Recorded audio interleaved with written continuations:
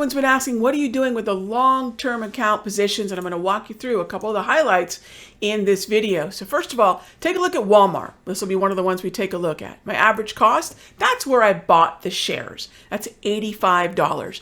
So what I'm going to show you is the chart of Walmart.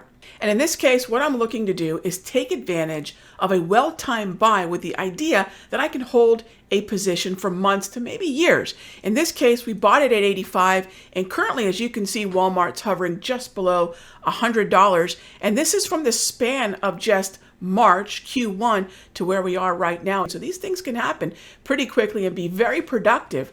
Let's take the next one here. This would be AbbVie. So AbbVie was a position that I bought at 170.20.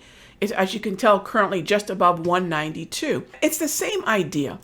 If I can take a look at a chart and find a few key levels from which I know I have an advantage because there's a high probability of a bounce, you can see right here why that 170 area made a lot of sense. In fact, it's been support for quite some time, and off that support, here goes AbbVie bouncing through and hopefully through this 200 level. But this is the kind of productivity you can have when you have that longer term time horizon.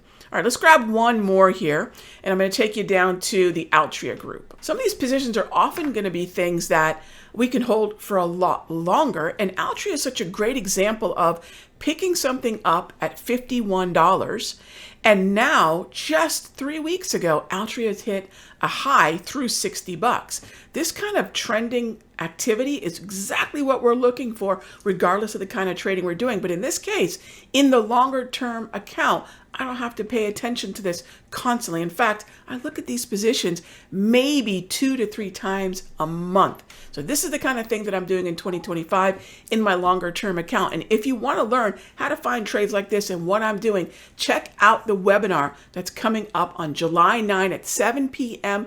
Eastern. The link to register is below. I'll see you there.